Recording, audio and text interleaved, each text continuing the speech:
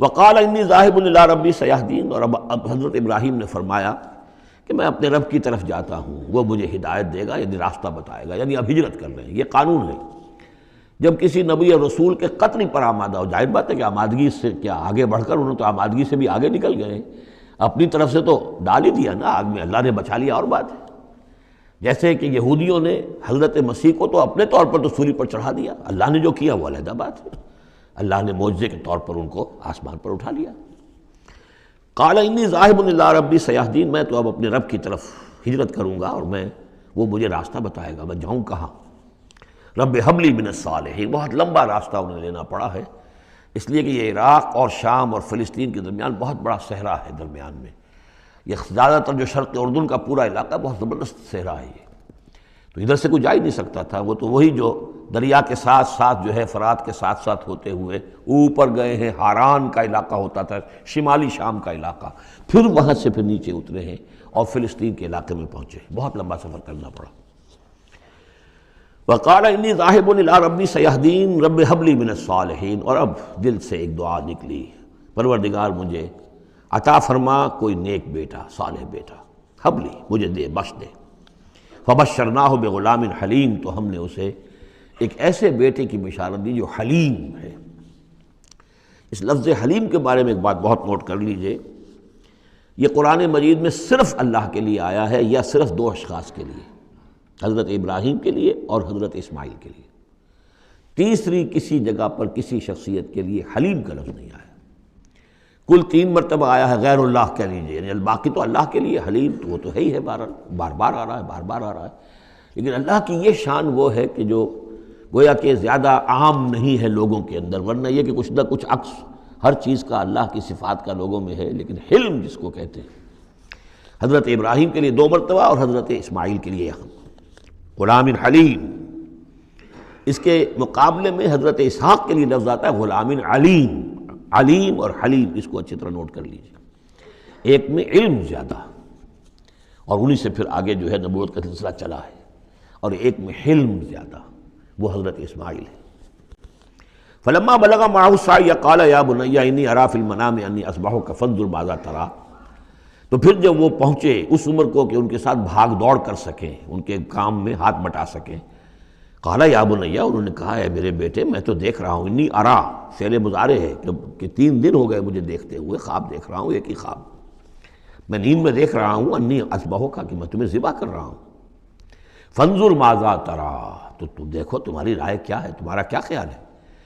قال یا ابت افعل ما تؤمر، یہ ہے ان کا حلم، انہوں نے کہا فوراً ابا جان کر گزریے جس چیز کا آپ کو حکم ہو رہا ہے،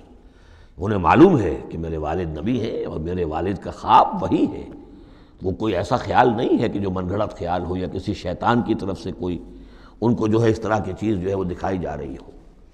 تو انہوں نے کچھ نہیں کہا، ابا جان پتہ نہیں سوچیے تو صحیح ہے، خواب باقی خواب صحیح ہے، سچا ہے، کیا ہے، نہیں کچھ نہیں۔ یا ابت افعل ما تؤمر ستجدنی انشاءاللہ من الصابرین قریب، انشاءاللہ آپ مجھے پائیں گے صبر کرنے والوں میں۔ یہی میں سمجھتا ہوں کہ ان کا وہ رویہ ہے کہ جس کی وجہ سے یہ حلیم کا خطاب اللہ تعالیٰ کی طرف سے انہیں ملا ہے۔ یہاں یہ بات بھی نوٹ کر لیجئے کہ یہود نے بڑی زبردست کوشش کی ہے تورات میں تحریف کرنے کی،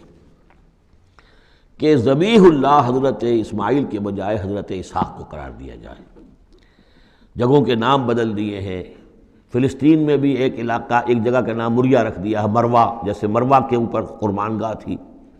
وہ مریا وہاں بنا دیا ہے، وہاں بھی ایک بکہ بنا دیا، وادی بقا، وادی بقا وہ بکہ، اس لیے کہ مکہ جو ہے وہ وادی مکہ تھی، جس میں کہ یہ اللہ تعالیٰ نے حضرت ابراہیم کو وہ جگہ بتائی کہ یہ ہے بیت اللہ کا مقام۔ اور یہ کہ عجیب بات یہ ہے کہ بعض ہمارے مفسرین بھی ان کے اس پروپیگنڈے سے متاثر ہو گئے ہیں، اور یہ کہ ذبیح اللہ جو ہے وہ حضرت اسماعیل نہیں بلکہ حضرت اسحاق ہیں۔ غالباً اگر میرا حافظہ ٹھوکر نہیں کھا رہا تو تبری اس مغالطے میں مبتلا ہو گئے، بہت بڑے مفسر ہیں۔ تو اس پر جو کتاب لکھی مولانا حمید الدین فراہی نے عربی زبان میں، وہ بہت مارکے کی کتاب تھی، الرائے الصحیح فی من ہوا الذبیح، کون ذبیح ہے اس کے بارے میں صحیح رائے، عربی زبان میں لکھی، اس کا ترجمہ مولانا اصلاحی صاحب نے کیا تھا، وہ ہم نے شائع کیا تھا انجمن خدام القرآن کے تحت، غالباً اب بھی کہیں ہوگا، لیکن وہ کتاب اتنی دقیق ہے، اتنی مشکل ہے، عام ذوق کی نہیں ہے، اس لیے میں نے ایک مرتبہ بہت سی وہ شائع کر لی تھی، وہ بہت عرصے تک پڑھی نہیں، پھر اس کے پڑھنے والے نہیں نکلے۔ قال یا بنی انی اری فی المنام انی اذبحک فانظر ماذا تری قال یا ابت افعل ما تؤمر ستجدنی ان شاء اللہ من الصابرین فلما اسلما وتلہ للجبین، تو جب ان دونوں نے فرما برداری کی روش اختیار کر لی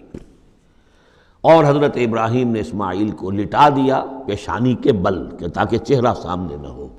بجائے سامنے وہ چلانے کے چھری اس گدی پر چلانے کی کوشش کی۔